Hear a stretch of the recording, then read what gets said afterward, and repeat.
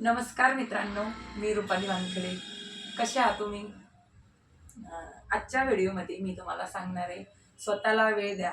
आपलं आयुष्य किंवा आपलं जग ऑटोमॅटिक सुंदर होते. खरंच आपण आहे ना आयुष्यभर दुसऱ्यांना वेळ देत राहतो. आयुष्यभर दुसऱ्याच्या जीवनात काय सुरू आहे त्यामध्ये दखल देत राहतो आणि आपण स्वतःला वेळ देत नाही. आणि स्वतःला वेळ द्यायचं म्हणजे नेमकं काय करायचं? नेमकं काहीही विशेष करायचं नाही. तुम्ही समजा एक गृहिणी आहात, तर गृहिणीने काही वेगळं करायचं नाही. ती गृहिणी सकाळी उठते, किचनमध्ये जाते, सगळं किचन आवरते, मुलांचे टिफिन वगैरे बनवून देते.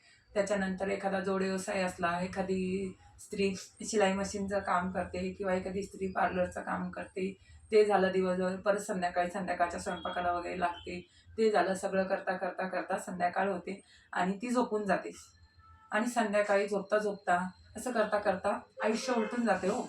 पण खरंच तुम्ही जर स्वतःला वेळ द्या म्हटलं तर काही वेगळं करायचं नाही. मी सांगते फक्त झोपताना 5 मिनटं स्वतःवर आत्मचिंतन करायचं, की मी जे दिवसभर केलं आहे ते योग्य की अयोग्य.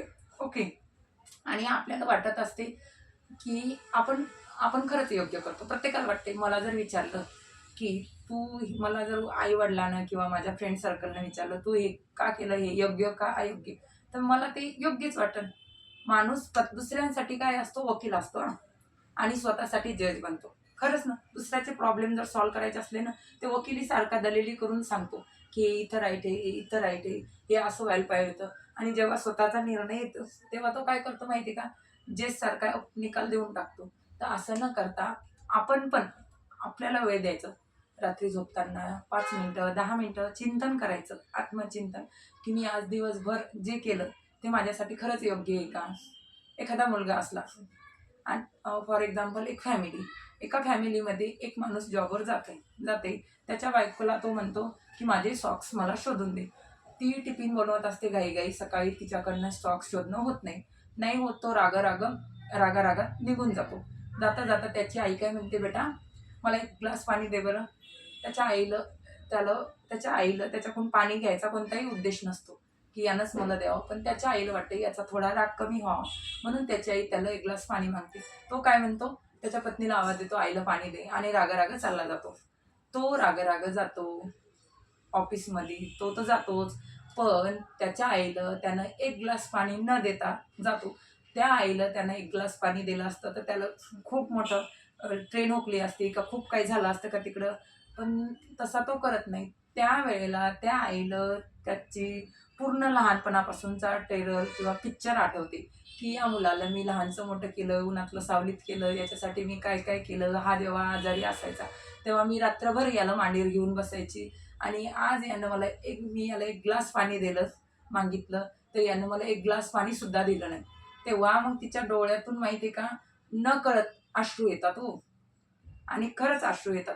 आणि हे अश्रू माहिती आहे का, आपल्यामुळं आपल्या आई-वडिलाच्या डोळ्यात येते. हे योग्य आहे का? आपल्याला कळतही नसते, की आपण असं करून झालेलं असतो. जी पत्नी आपल्यासाठी रात्र राबते, आपण तिच्यासोबत एक शब्दही बोलत नाही. रागारागाने निघून येतो. काही कारण नसते. फक्त आपल्याला एक सवय राहते, राग येते म्हणून. आणि काही छोट्या-छोट्या गोष्टीवर आपल्याला राग येते. आणि काही कारण नसते. सॉक्स वेळेवर सापडले नाही. ही काही गोष्ट रागायची आहे का? पण तरीही राग येतो आणि ती एवढी राबते, तिला कधी आपण थँक सुद्धा म्हणत नाही. अॅनिव्हर्सरीला एक छान स्टेटस ठेवतो, की माझी पत्नी, माझी अर्धांगिनी, हिनं मला आयुष्यभर सपोर्ट केला.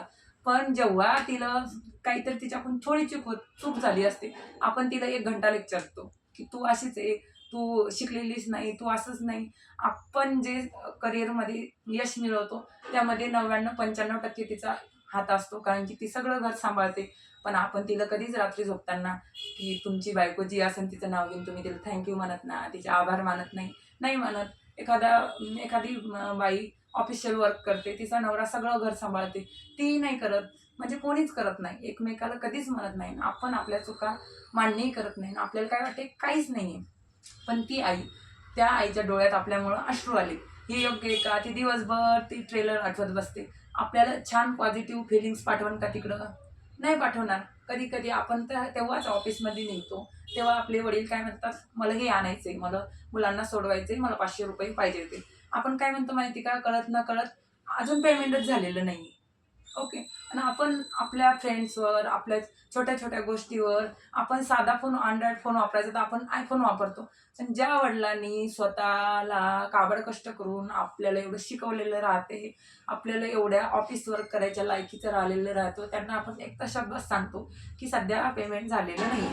म्हणजे आई वडिलाला काही हक्क नसतो का? असतो ना. आणि आपण आपण देणार असतो बरं, आपलंही त्यांना दुखवण्याची भावना नसते. पण मग आपल्या सांगण्याची पद्धत चुकते. का चुकते? आपण घाईत असतो. घाईत का असतो? आपण रागात असतो. ॲक्च्युली आपण रागात असतो म्हणून या सगळ्या गोष्टी घडतात. अशाच घडत नाहीत. त्याच्यामुळं झोपताना एक चिंतन करा. जास्त नाही, 5च मिनिटं रोज करा, की आपण जे करतो ते योग्य का अयोग्य? आपल्यामुळं कळत-नकळत किती लोकांच्या भावना दुखवल्या जातात आणि ह्या जर अशाच दुखवल्या जातील, आपल्या आपल्या मनातला, आपल्यातला राग, द्वेष, मत्सर हा जर कमीच होत नसेल, तर आपण खूप कितीही मोठे झालो, कितीही मोठं सक्सेस मिळवलं, तर काही फायदा आहे का? आपण चांगलं माणूसच नाही बनलं. आपण आपल्या फॅमिलीला वेळ देत नाही, आपल्या लाईफ पार्टनरची रिस्पेक्ट करत नाही. या छोट्या-छोट्या गोष्टी आपल्याला आपल्या कळत नाही, तर आपल्याला खूप राग येते. कधी-कधी आपला राग आपली खूप मोठी गोष्ट व्हायची असली ती कंट्रोल करून घेते. कारण की तिथं आपण तसं बोलायला नव्हतं पाहिजे, पण राग निघून जाते. त्याच्यामुळं आपल्या चुका आपल्याला कधीच कळत नाहीत.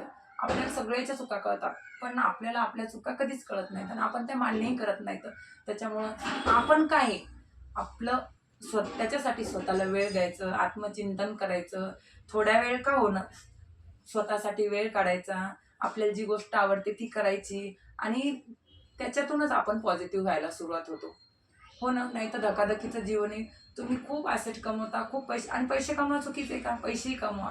पण आपल्यामुळं नकळत आपली फॅमिली, आपले फ्रेंड सर्कल, आपल्या सगळ्या गोष्टी ह्या अशा झाल्या नाही पाहिजेत. ओके. त्याच्यामुळं मी आवर्जून सांगते, की अजूनही वेळ गेलेली नाही. आत्मचिंतन करा आणि स्वतःला पहा आतून. कारण की एखादा फ्रेंड येतो तुम्हाला 10-20 मिनिटं काय करतो तो? 10-20 मिनिटं गोष्टी सांगतो. तुम्हाला खूप छान वाटतं. एखादा व्हिडिओ पाहतो आपल्याला 10-20 मिनिटाचा व्हिडिओ पाहिल्यावर भारी वाटते. पण आतून तसंच अशांत मन जाणवते का नाही? तुम्ही आतून शांततेत झाले पाहिजे. आतून तुमचं मन प्रसन्न वाटलं पाहिजे. तेव्हाच या जीवनाला काहीतरी अर्थ आहे. ओके. आणि अशीच छान-छान माहिती युजफुल वाटत असेल तुमच्या जीवनात, तर माझ्या चॅनलला लाईक करा, सबस्क्राईब करा, कमेंट करा आणि मी जे सांगते ते तुमच्या जीवनात योग्य आहे का नाही ठरत, ते तुमच्या क्वेरीज मला कळवा. ओके. चला तर भेटूया नेक्स्ट व्हिडिओमध्ये.